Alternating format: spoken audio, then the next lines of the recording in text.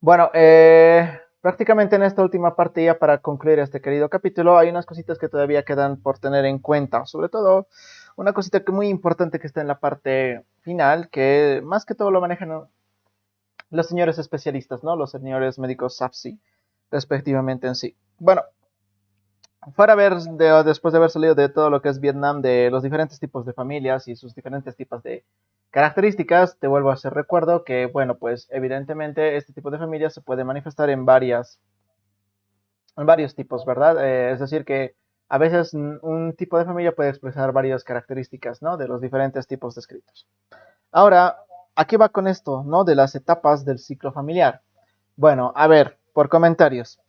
Suele usarse como un criterio, pues prácticamente la edad del hijo mayor para las etapas del ciclo familiar. Ten cuidado con eso. En el caso de las parejas sin hijos, se va a diferenciar a las parejas jóvenes que aún no tienen hijos de las parejas mayores, cuyos hijos, quién sabe, ya no viven en el hogar. Entonces hay que hacer esa distinción. De este modo, entonces, se pueden considerar 7 etapas del ciclo de vida de una familia. ¿Podría ser esto una pregunta de examen? ¡Wow! Sería una pregunta un poco compleja porque obviamente te tendrías que acordar la edad específica, ¿verdad? Entonces, vamos. Pareja o familia joven y sin hijos. Esa es la primera etapa. Luego se pasa a la pareja o familia cuyo hijo es o cuyo hijo mayor ya está en la etapa preescolar. ¿Qué representa la etapa preescolar? Los 0 a los 5 años. Luego se pasa a una familia cuyo hijo mayor, siempre es en base al hijo mayor, recuerda, ya es escolar.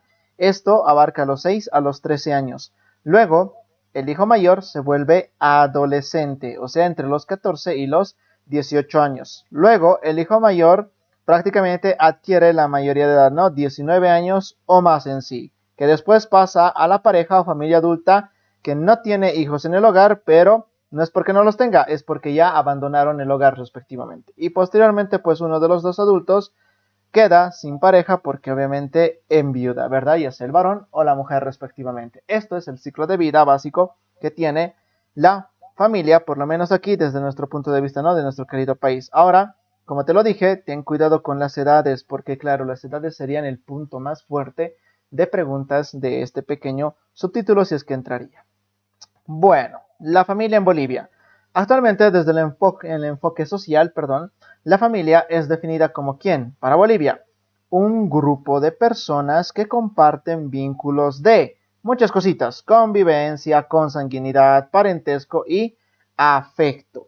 Debe estar integrado al menos por dos personas que habitan, comparten recursos económicos, alimentación y servicios, donde obviamente pues los integrantes de la familia comparten sus experiencias, su modo de ser, pensar, aprender, actuar y el propio sentir.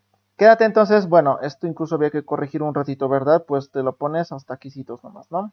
Es que comparten muchos recursos de diferentes tipos de vista. Esto es la definición de familia en Bolivia respectivamente, ¿no?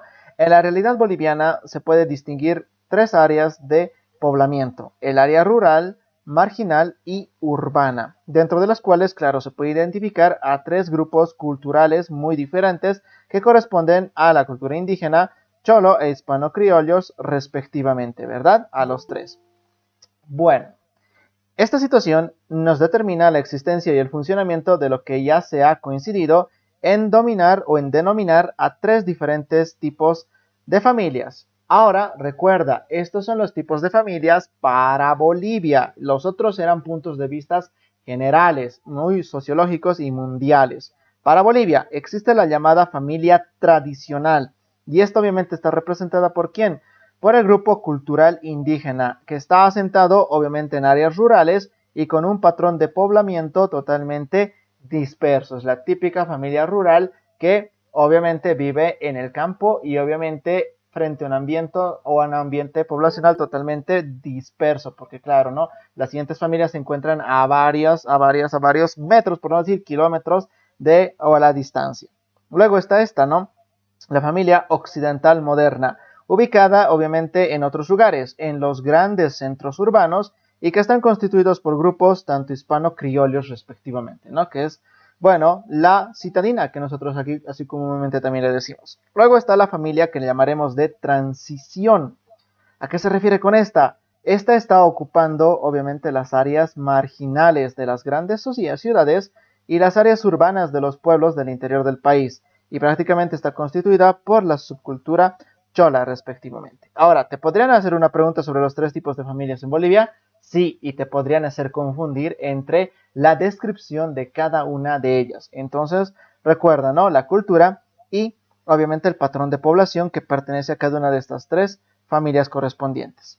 En el campo de la salud, con el enfoque en la famosa salud familiar, comunitaria e intercultural, que es la política básica de nuestro país, sabes que la familia es prácticamente la unidad básica y obviamente es el elemento de inserción junto con seguimiento e integración e intervención del equipo de salud, ya que su funcionalidad de la familia prácticamente determina la salud y el desarrollo de sus integrantes y además esto se refleja hacia la comunidad a la que pertenece esta familia.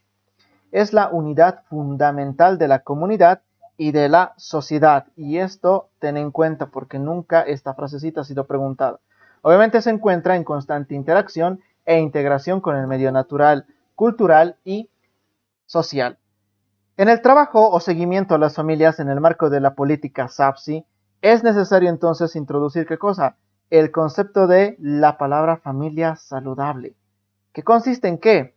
Pues consiste en un ambiente armónico entre sus integrantes, quienes obviamente los integrantes cumplen roles y funciones respectivas dentro de la familia. ¿Para qué?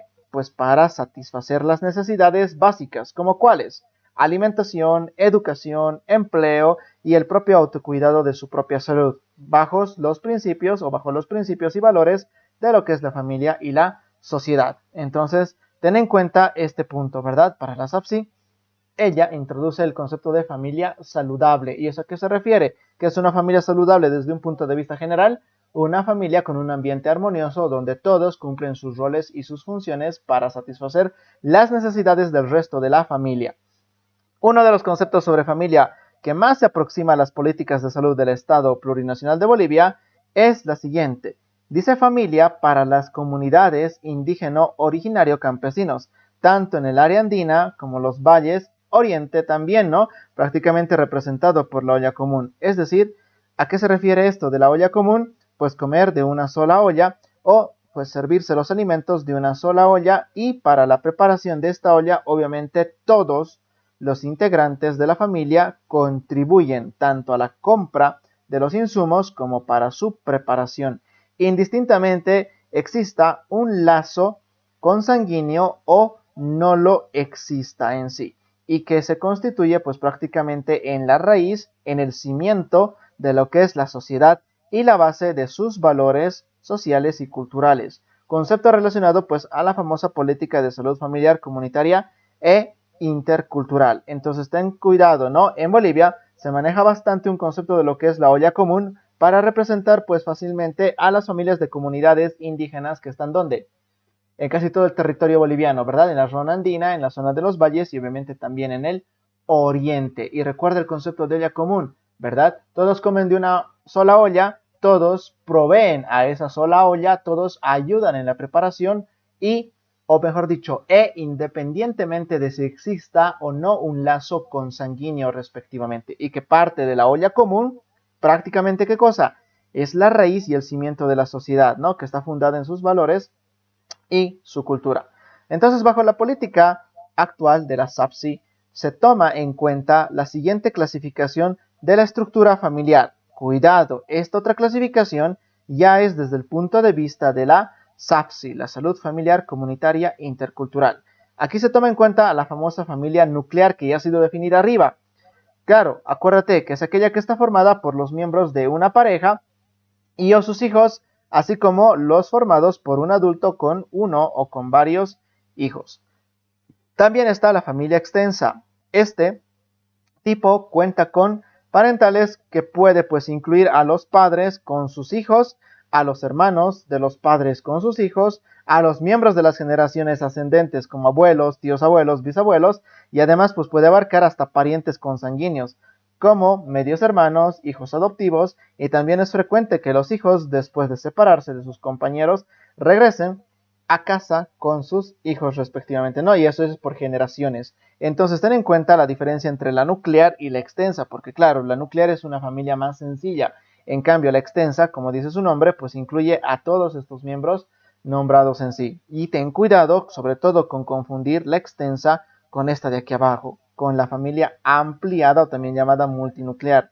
Claro, en sí esta última es una variedad de la familia extensa, conocida también como la familia comunal o la familia fraternal, donde viven miembros de la familia de dos o más generaciones o parientes cercanos o incluso parientes lejanos como ahijados o familiares de amigos respectivamente. Entonces, a un punto de vista, pues recuerda, este último tipo de familia es una variante de esta extensa respectivamente. Y de ahí te vas a analizar ya simples cositas para empezar a cerrar este capítulo.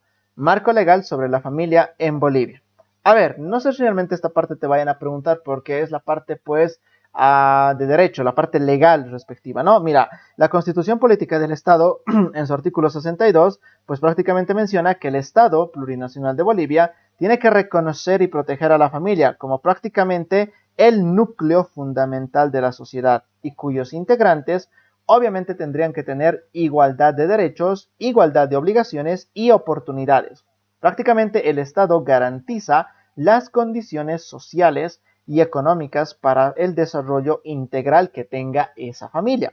Prácticamente el Estado reconoce el matrimonio, reconoce la unión libre, reconoce los hijos adoptados y nacidos de la pareja, y sobre los cuales obviamente los cónyuges deben cumplir sus obligaciones en el hogar, en la educación y en la formación integral de sus hijos correspondientemente. Esta es la parte legal fuertecito. Y bueno, no creo que es algo de memorizar, ¿no? Prácticamente es lo que toda persona adulta, el hecho de formar una familia y obviamente tener hijos en este país, es lo que adquiere ese momento, no es esa responsabilidad que se adquiere y que obviamente está respaldada por una ley que viene en este artículo 62. La protección de la familia se da a través de ¿quién? De este código llamado de familia.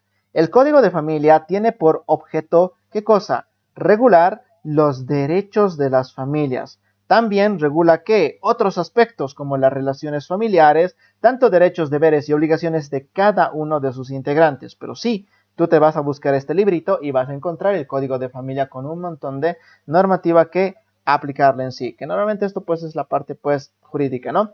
Entre sus derechos obviamente se contempla que el acceso al trabajo, el acceso a vivir bien de forma íntegra, de forma armoniosa, en un entorno familiar, social y con naturaleza, y además a la seguridad social, ¿no? A su identidad cultural respectivamente. Frente a estas leyes o políticas de protección, el Estado toma como eje principal la protección de la familia y sus integrantes, y en el ámbito de salud responde a esta obligación como, solo desde el punto de vista de salud, fácil, generando políticas de salud que respondan siempre a las necesidades que preste esa familia, entre las que están la famosa SAFSI, la salud familiar comunitaria intercultural, que es la que se va a describir aquí a continuación.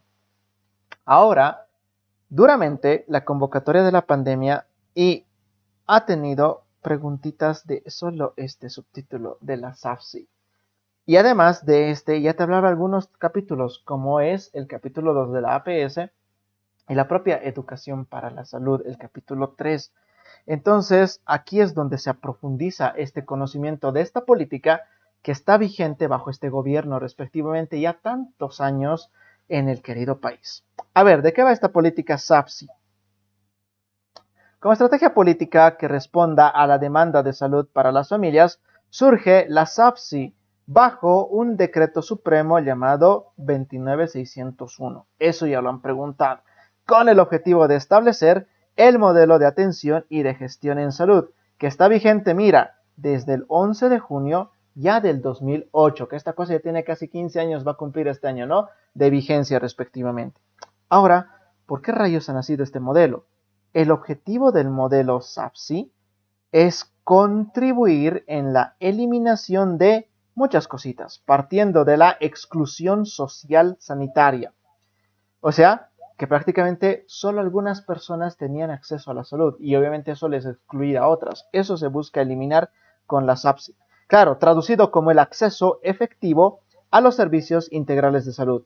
Busca reivindicar, fortalecer y profundizar la participación social efectiva en la toma de decisiones de la gestión de la salud del país, o sea, buscando una autogestión y brindar servicios de salud que tomen en cuenta a tantas cosas, personas, familiares, comunidad, además de aceptar, respetar, valorar y articular a la medicina biomédica con la medicina tradicional respectiva, ¿verdad? Contribuyendo a la mejora de las condiciones de la vida de la población. Entonces, en una pequeña síntesis, ¿qué cositas me tengo que acordar hasta quesitos de la señora Sapsi? Primero, que nació el 11 de junio del 2008, promulgada por el Decreto Supremo 29601. Luego me tengo que acordar que su objetivo principal es contribuir a ¿qué? A la eliminación de la exclusión social sanitaria. ¿Pero es el único? No. También tiene que hacer todos estos que ya hemos puesto acá, ¿no? Reivindicar, fortalecer y profundizar. ¿Qué cosa? Es que busca siempre que la gente no se quede pasiva, participe. ¿En qué? En la toma de decisiones para la gestión de la salud, es decir, sean más administradores de cómo se maneja la salud en el país respectivamente. Y claro, buscando siempre mantener en armonía a la medicina biomédica, que es la que nosotros la manejamos, con la medicina de los pueblos indígenas, que es el otro lado de la moneda respectivamente. Esta SAPSI cuenta con 4 principios en la que cada uno de ellos se describe a continuación. Estos principios alguna vez han sido preguntados haciéndote confundir directamente con uno con el otro, pero si te vas a dar cuenta, estos principios en algún punto tú ya los has leído porque formaban parte de otro lugar. Creo que lo has leído en el capítulo 4. Participación comunitaria. ¿A qué se refiere con la participación comunitaria? Pues fácil, es la capacidad de las comunidades tanto urbanas como rurales de participar en la toma de decisiones, como identificar, priorizar, ejecutar y seguir planes, programas y proyectos del desarrollo integral comunitario en salud, en los diferentes niveles de gestión para consolidar una visión nacional que represente el interés colectivo y obviamente no solo sea sectorial o corporativo. Entonces, de alguna manera, la SAPSI con este principio busca que la comunidad deje de estar quietito y empiece a participar en la toma de decisiones a diferentes niveles, cuyo beneficio siempre traiga cosas bonitas de interés colectivo. Intersectorialidad. ¿A qué se refiere esta palabra o este principio? Es prácticamente la intervención coordinada entre la población y obviamente los diferentes sectores, como el sector salud, el sector de educación, el sector de saneamiento básico, producción, vivienda, alimentación y tantos otros sectores que existen, ¿no? Vigentes en el país. ¿Y eso para qué? Pues con el fin de que actúen sobre las determinantes socioeconómicas de la salud. ¿En base a qué? A conseguir las famosas alianzas estratégicas y programáticas. Claro, dinamizando iniciativas conjuntas en el tratamiento de las problemáticas y necesidades identificadas. La intersectorialidad tiene bastante afiliación con la participación comunitaria, porque obviamente se busca ¿qué cosa? Que diferentes sectores participen en la toma de decisiones y que actúen al mismo tiempo en muchas determinantes, de una forma pues dinámica respectivamente, ¿no? Para empezar a integrar las cositas. Interculturalidad es el desarrollo de procesos de articulación, complementariedad entre diferentes medicinas, ¿verdad? Aquella biomédica con aquella tradicional. ¿Todo a partir de qué? Pues del diálogo, la aceptación, el reconocimiento y la valoración mutua de sentires, de conocimientos y de prácticas. ¿Con el fin de qué? Pues con el fin de actuar de manera equilibrada en la solución de qué? De los problemas de salud que presente la sociedad. No confundas la interculturalidad, que ya se refiere a las dos medicinas, con la integralidad. Esta ya es la capacidad de quién? Del servicio de salud para concebir al proceso salud-enfermedad como todo, o mejor dicho, como un todo, como una totalidad. A ver, Esto contempla muchas cosas. Para empezar, contempla a la persona y su relación con la familia. Contempla a la persona con no solo su relación con la familia, también con la comunidad, la naturaleza y hasta con el mundo espiritual. ¿Y eso con qué fin? Pues con el fin de implementar procesos de promoción de la salud, prevención de enfermedades, curación, rehabilitación y recuperación de una manera eficiente y eficaz. Si te das cuenta, en este puntito de la integralidad te han hablado acerca de qué? De las tres o los tres tipos de prevención que se maneja en cualquier sistema de salud y obviamente en cualquier programa dentro de nuestros programas aquí en Bolivia y de cualquier patología. La prevención primaria, la secundaria y la terciaria, ¿verdad? Que lleva a qué? Promoción de la salud, curación, diagnóstico de enfermedades y obviamente rehabilitación, recuperación, ¿verdad? Entonces, la política SAPSI tiene como una estrategia principal a quién, y esto te lo han contado en su capítulo correspondiente, ¿verdad? Sí. Recuerda que la SAPSI tiene como estrategia principal a la promoción de la salud. Capítulo 3, ¿verdad? Que es un proceso prácticamente político continuo de movilización social, por el cual el equipo de salud se involucra con los actores sociales, facilitando ¿qué cosa? Pues su organización y movilización. ¿Todo para qué? Para responder a los problemas de salud y a sus determinantes, para lograr el famoso vivir bien en relación directa con el estado de bienestar general, que te acaban de volver a repetir el concepto de promoción de la salud, que ya te lo habían asignado allá en su tema respectivo, ¿no? De la promoción de salud y educación para la salud, que lo viste en el primer parcial respectivamente, ¿sí? A ver, al final de cuentas, esto pues sí tendría bastante sentido, porque claro, siempre busca movilización social, que estén metidos en la toma de decisiones y en la organización y la movilización de muchas cositas, todo en el pro del vivir bien. Este proceso abarca las acciones encaminadas a fortalecer las habilidades y las capacidades de las personas, dirigidas a qué? A modificar y a mejorar sus condiciones tanto sociales como económicas y como ambientales. Ahora, ten cuidado con esta partecita. La implementación de la SAPSI se lo realiza a través de dos modelos. MOS dice, ¿no? Se lo han debido comer aquí, de dos modelos. ¿Cómo se llaman los dos modelos de la SAPSI? Se le llama modelo de atención de salud y el otro se le llama modelo de gestión. En este señor capítulo se va a enfocar todo en base a quién, al primer modelo, al modelo de atención. ¿Y en qué consiste este modelo de atención? Consiste en el conjunto de acciones que facilitan el desarrollo de los procesos de la promoción de la salud. O sea, va de todo aquel tipo de acción que vaya o que empiece con la promoción, con la prevención, con el tratamiento y la rehabilitación de las enfermedades, siguiendo la manera eficaz, eficiente y oportuna en el marco de la horizontalidad, la integralidad y la interculturalidad. De tal manera que políticas de salud se presentan y articulan con las personas, familias y la comunidad de un barrio. Al final de cuentas, te están diciendo, ¿en qué se basa el modelo de atención en salud de la SAPSI?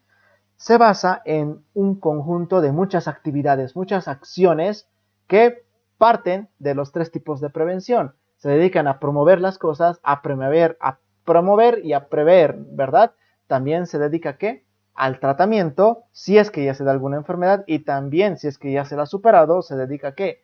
A la rehabilitación respectiva en sí, ¿no? Es decir, es el acercamiento de los servicios de salud a la comunidad, basada obviamente en qué, por ejemplo, en las visitas a las familias en riesgo por parte del personal de salud y no solo a la atención dentro de un consultorio. Aquí la cosa se vuelve más activa porque obviamente el personal de salud sale del hospital, sale del centro de salud hacia la comunidad.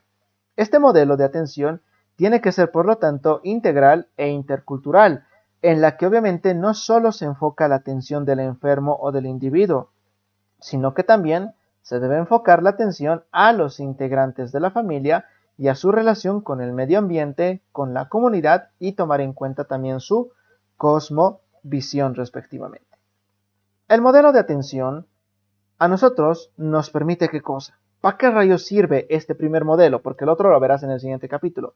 El modelo de atención a nosotros nos permite realizar un diagnóstico y un seguimiento a esa familia, adecuado a través de sus instrumentos, y su instrumento clave es la famosa carpeta familiar. Y esto es donde tienes que tener cuidado, ¿no? Porque esta señora consta de varias determinantes que a nosotros como personal de salud nos orienta a evaluar la familia en base a ¿qué? A sus determinantes, su clasificación según el grupo de riesgo y a través de esto definir la intervención educativa, social o la propia atención médica que necesite tener esta familia. A este pequeño subtítulo le vas a poner un ojo porque sí ha sido preguntado varias veces. ¿De qué va la famosa carpeta familiar? Que te la presentan incluso aquí, ¿verdad? Esto es lo que te decía que lo manejan principalmente los médicos SAFSI, ¿no? De esa especialidad respectiva. La carpeta familiar, para ti, de momento lo que te tienes que acordar es que es el instrumento esencial para la aplicación de qué modelo? Del modelo de atención de la SAFSI y que permite hacer muchas cosas, pero principalmente la recopilación de información para el análisis de la situación actual, de las determinantes de salud, el comportamiento familiar y el estado de salud de cada uno de los integrantes de la familia. O sea que la carpeta familiar es una obra importante que ayuda a verificar el estado de una familia correspondiente, estado de salud, su comportamiento y sus determinantes, como dice el querido libro, ¿verdad? Hay varios factores y eso lo vas a ver aquí abajito en sí. Mira, condición. Esta carpeta tiene que ser llenada por el personal de salud en el establecimiento del primer nivel de atención y debe hacerlo, o el que debe hacerlo, tiene que tener el conocimiento sobre el instructivo de llenado de la carpeta, es decir, tiene que ser realizada por personal capacitado. Una vez llenada, nos va a dar a nosotros datos que permitan identificar a la población más vulnerable mediante las determinantes, la salud de los integrantes de la familia y cómo es el funcionamiento de ella. Entre las clasificaciones que permite hacer esta carpeta tenemos a la siguiente, y esto ha sido una preguntita muy dura, porque sí, la clasificación es algo que te lo tienes que aprender tú para un examen en sí, aunque no sé realmente cuán factible sea aprenderte esto, porque sí te va a tomar un bastante tiempito en tener en cuenta. Bueno, ¿qué cosa podría evaluar la carpeta familiar? Para empezar, a ti te permite clasificar según la salud a los integrantes de la familia y los dividen en 4 grupos. Y a tener en cuenta esto, porque de aquí va a salir una famosa regla que nosotros le decimos la regla 4, la regla del 4, porque en la mayoría y para la mayoría de los puntos siempre se clasifican en 4, 4, 4 en algunas situaciones. Bueno, según la salud, los integrantes de la familia se los puede clasificar a cada uno en 4 grupos. El grupo 1 son aquellas personas que son aparentemente sanos. ¿Dónde está? ¿O qué es el grupo 2? Son aquellos donde entran los menores de 5 y los mayores de 60, los extremos de la vida. ¿Junto con quién? Con mujeres embarazadas y puérperas, es decir, aquellas que hace poco nomás acaban de dar a luz.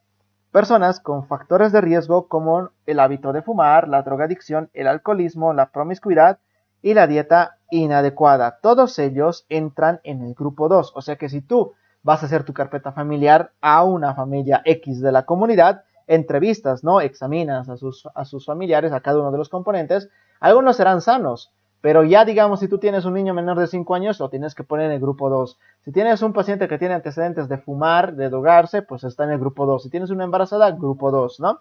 Y la pregunta es, entonces, ¿quién va al grupo 3?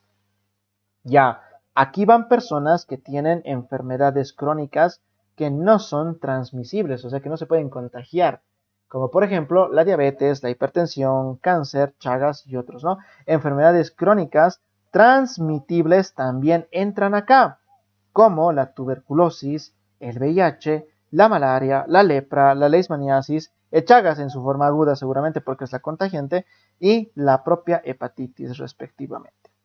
Y en el grupo 4 entran pacientes que ya tienen una discapacidad mixta, sea motora, intelectual, sensorial o completamente mixta, como te lo dicen acá. Entonces, si te das cuenta, según el estado de salud de los integrantes, obviamente en el grupo 1 van a ir cualquier persona sana. En cambio, el grupo 2 son solo pacientes que tienen algún tipo de riesgo. No son enfermos, pero tienen algún tipo de riesgo porque algo están haciendo o están en tal situación. En cambio, en el grupo 3, tú ya sabes que son enfermos. No importa si son de enfermedades transmisibles o no transmisibles. Y en el grupo 4 están personas que, si bien no tienen enfermedad directa, están discapacitados por alguna secuela que haya dejado tal vez alguna enfermedad o algún azar de la vida. Estos entran en este último grupo. Eso es según la salud de cada uno de los integrantes.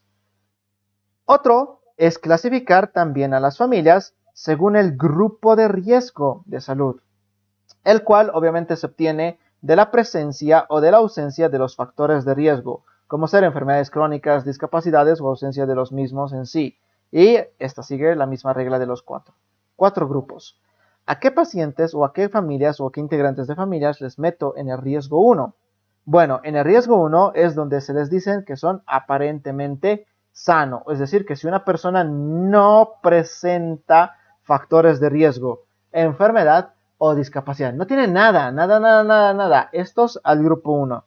Riesgo 2, si es que una persona presenta factor de riesgo y no tiene enfermedad o discapacidad, solo tiene algún factor de riesgo. Es como el paralelo aquí al grupo 2, donde pues nosotros decíamos qué cosa, que una persona tiene, pues no sé, mira, hábito de fumar, sí, eso es un factor de riesgo, entonces va también al grupo 2 de riesgo respectivo. Y en el 3, obviamente va a estar qué cosa, la persona que presente ya una enfermedad. Puede estar presente el factor de riesgo, sí, pero aún no debería estar la discapacidad, porque esa va aquí abajito, en el grupo 4. Ahí es donde se presenta la persona con discapacidad y puede estar presente la enfermedad y también el mismo factor de riesgo. Entonces, si tú te pones a comparar estos dos cuatros que va con la salud o con el grupo de riesgo, son casi paralelos, idénticos, ¿verdad? Porque claro, en el 1 o los unos encajan con los sanos y los aparentemente sanos. Los 2 encajan con ¿qué? Los grupos 2, con pacientes que tienen algo que podría predisponerles a una enfermedad, es decir, que tienen un factor de riesgo. Los del grupo 3 obviamente ya son pacientes que tienen enfermedad. Ahora que esté o no esté el grupo de riesgo, eso también puede ser variable. Y del tipo 4 obviamente son los grupos que ya tienen ¿qué cosa? Una discapacidad correspondiente. Eso es según el riesgo respectivamente. Otro, se puede clasificar también a las familias según las determinantes de la salud, que son, vaya sorpresa, pues 4 grupos, cuyos valores dependen del valor que reciba cada variable como servicios básicos, estructura de la vivienda, funcionalidad de la vivienda y hasta seguridad alimentaria. O sea que, según las determinantes de salud, existen 4 grupos, pero estos 4 grupos se basan en un puntaje, en un score, en un puntaje que se obtenga en la evaluación. Por ejemplo, tú calificarás a familias que no tengan riesgos con un puntaje de 33, en un riesgo leve entre 34 y 60, moderado 61 a 88, grave de 89 a 121 y muy grave de 122 a 165. Y tú estarás diciendo, pucha, es que esto es lo más difícil. Y yo te digo, sí, esto es la parte más difícil de acá, ¿no? De este día, porque obviamente pues estos puntajes, no sé si realmente te lo vayan a preguntar. Es mucho riesgo respectivo, ¿no? Tener en cuenta, estamos hablando de riesgo, es demasiado riesgo aprenderte cada uno de estos factores, ¿no? Pero wow, esto parte de la evaluación de las familias según las determinantes respectivas. Así se puede clasificar también a las familias. Según la funcionalidad de la familia, se puede también tener otro punto de vista en sí. ¿Y cómo se lo puede clasificar? Simplemente en 2 puntitos. La familia funcional y la familia disfuncional. ¿Cuáles serán las diferencias? Recuerda, la funcional es aquella que cumple con las funciones básicas de la familia y obviamente tiene una dinámica adecuada en las relaciones internas. Entonces, la disfuncional, sabes que es aquella familia que incumple con una o con más funciones básicas y obviamente está afectada la dinámica de las relaciones. La carpeta familiar en sí en global permite en general evaluar todos estos indicadores que se resumen en este cuadrito correspondiente, donde obviamente tendrás 3 tipos de familias ya evaluadas por las determinantes de salud, es decir, por ejemplo, por este puntito. Bueno, ¿eso para dónde? para este ítem. Luego tendrás acá la evaluación de la salud de los integrantes, lo que habíamos visto en el primer punto. Luego está la funcionalidad, lo que acabas de ver aquí en esta última parte, y se dará una evaluación global de la señora familia, que es en base a qué, al riesgo respectivamente, ¿no? Entonces ahí tendrás a cada uno de estos ítems, donde obviamente la primera parte te mostrará un riesgo bajo. ¿Por qué? Porque claro, según la determinante de salud, esos familiares o todos los integrantes de esa familia están sin riesgo o tienen un riesgo leve. Según la evaluación de la salud de los integrantes, todos los grupos pacientes están ¿en qué grupo? En el grupo 1. Según la evaluación de la funcionalidad, es esa familia que obviamente es funcional. Entonces, ¿cómo se les evalúa a estas familias? Como un riesgo bajo, y deben cumplirse pues por lo mínimo para estas siempre las tres condiciones, esta y esta. Riesgo moderado. Mira, te da el libro una aclaración. El riesgo mediano tiene que cumplir al menos uno de estos tres aspectos. ¿Cuáles son estos tres aspectos? Que por las determinantes se clasifica la familia como riesgo moderado, o que tengas, según la salud, a muchos integrantes, uno o más, que estén en los grupos que no sean el 1, 1, 2 o 2, perdón, 2, 3 o 4, o sean clasificados tanto como familia funcional o disfuncional. Y obviamente, familias de riesgo alto son aquellas que ya tienen dos o más aspectos de los descritos en este ítem en sí, ¿no? O incluso la presencia ya de un riesgo grave o muy grave respectivamente. A veces con esto ya basta para pasarla a clasificar a una familia como de alto riesgo. Pero puede que esa familia también tenga uno o más integrantes en los grupos 3 y 4 y que obviamente sean clasificados como una familia disfuncional respectivamente en sí. Ya sé, esta es la parte más dura que tiene y que a ver, pues la cabecita que se aprende esta señora tablita, y si es que valdrá la pena para el examen. Bueno, a recomendación mía, yo siempre les digo que esto básicamente ya te la tienes que jugar dentro del examen, porque a ver, a escasos días del curso básico y teniendo que estudiar otras materias más importantes y otros temas más aún importantes, no lo creo, o no sé si realmente tendría que prestarle tanta atención a esta señora tabla en sí. Y nos vamos con esta última partecita, que incluso saberse esta última parte, incluso vale más que saberse todo esto de los riesgos y las clasificaciones. Mira, proceso de seguimiento a las familias por parte del personal. El proceso de seguimiento de las familias consta de 3 etapas. B, da visita familiar. ¿Cómo se llaman esas 3 etapas? Inserción, seguimiento e intervención. ¿De qué va la etapa de inserción? Bueno, prácticamente inserción sabes que se va a basar de qué? En el reconocimiento del área de trabajo o el área de influencia designado al personal de salud. En esta etapa se lleva a cabo prácticamente el reconocimiento del área, la presentación al sector social, la socialización del proceso del trabajo que realizarás en la comunidad. En esta etapa se lleva a cabo el proceso de la carpetización y el diagnóstico familiar, para obviamente definir el riesgo en el que se encuentra cada familia que hayas evaluado, y a partir de eso pues obviamente programar la siguiente etapa, es decir, la intervención. Entonces, haz de cuenta una cosa, que tú eres un interno que está yendo a su servicio social hacia alguna población alejada o quién sabe cercana aquí a Cochabamba, pero obviamente tú vas a estar a la cabeza de alguna comunidad. Entonces, o ponte a pensar que tú ya vas a trabajar directamente en una comunidad. Entonces, para empezar, obviamente tú nunca te vas a dedicar directamente a tratar a los enfermos, porque sí, en las comunidades, sobre todo aquellas más alejadas y aquellas que son de muchas costumbres bastante cerradas, obviamente tu deber como médico es ir personalmente a presentarte con los miembros de cada comunidad y sobre todo, obviamente, con los señores dirigentes, ¿verdad? Los presidentes de OTBs, el alcalde y demás autoridades, donde tú vayas a ver primero, pues una presentación simple, ¿no? Que te presentes como autoridad o como personal de salud, que vas a desemplear tu trabajo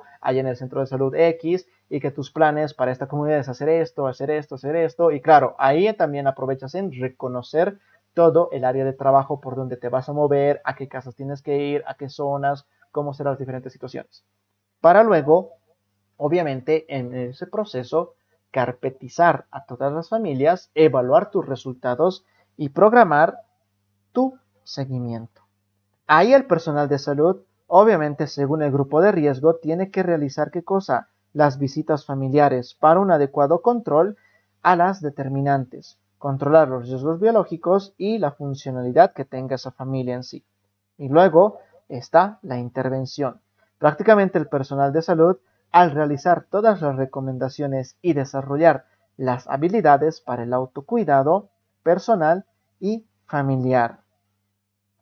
La familia y de alguna manera necesita pues una ayuda externa como la ayuda educativa, la ayuda terapéutica y comunitaria. Esta etapa tiene un componente más intersectorial. Se necesita el apoyo de la comunidad o barrio de otras instituciones para intervenir en las familias y la comunidad. Entonces, en la etapa de intervención, tú ya haces algún acto respectivo en sí, como ser, mira, te dedicas a todo lo que el capítulo de educación para la salud se te ha indicado, como por ejemplo las charlas en la comunidad, ¿verdad? Y utilizando todas las herramientas del lenguaje para poner alguna idea en manifiesto, a explicar algún tema correspondiente, orientar sobre algún tipo de enfermedad, sobre los métodos de planificación o, por ejemplo, el Chagas o la tuberculosis o algo que tú vayas a hablar y que obviamente a esa comunidad les sirva respectivamente. Eso haces en las intervenciones respectivas con el fin de obviamente promover esto, ¿no? El autocuidado personal y familiar en tus queridos pacientitos. Y ultimito, que ya nos vamos, ¿cómo es el recorrido de las visitas familiares? Estito alguna vez ha sido preguntado y simplemente te tenías que acordar las imágenes que están ahí abajo. Mira, ¿cómo haces el recorrido? El recorrido obviamente varía. ¿Según qué cosa? Las características en las zonas donde tú estés trabajando. No es lo mismo el recorrido en el área rural que en el área urbana. En el área rural, el recorrido tiene que ser realizando ¿cómo? Empezando por las viviendas más cercanas al centro de salud. Y claro, después seguir en dirección a las manecillas del reloj, ubicando cada área en la zona que existan pues las viviendas correspondientes. Claro, después tienes que recorrer en zigzag, sobre todo en aquellas áreas donde las viviendas estén prácticamente frente una a la otra o por lo menos estén en una ladera del camino, ¿no? En una cima. Terminada el área, obviamente tú tienes que pasar a la siguiente. Entonces aquí está el tip que te lo van diciendo. Recuerda, el recorrido se da en un sentido de manecillas del reloj, ¿verdad? Y además que se lo genera siempre tomando en cuenta quién, a los hogares que se encuentran más próximos al centro de salud. Y dentro de esas mismas situaciones, el recorrido es en zig-zag respectivamente, ¿no? Eso, ¿para dónde? Para el área rural. Y si yo me tengo que acordar algo, pues eso es justamente lo que me han preguntado. Recuerda esas dos cositas. Área rural, tú dices manecillas de reloj y zig-zag. Porque en el área urbana, el chiste es un tanto distinto. El recorrido es de izquierda a derecha. El recorrido por el manzano, o sea, por la cuadra, debería de ser en su totalidad. ¿Y dónde inicias? Pues inicias en la esquina superior izquierda, rodeando todo el manzano hasta llegar ¿a dónde? Hasta llegar a la esquina superior derecha. Concluido el recorrido, tú pasas al siguiente manzano. Entonces, como lo estamos viendo aquí en la figurita, ¿dónde empiezas? Pues aquí, donde estoy marcando de rojo, en la esquina superior izquierda, y te diriges de izquierda a derecha, o sea, recorriendo a través de todo el manzano, y obviamente tu objetivo va a ser llegar ¿a dónde? A la esquina superior derecha. Y obviamente una vez que estés ahí, vas a pasar al siguiente manzano haciendo el mismo recorrido en sí. ¿Sale? Estas cositas ojalá que espero que les pregunten, ya lo preguntaron alguna vez, simplemente haciéndoles confundir lo rural con lo urbano. Y pues ahí es donde se termina su querido tema por el día de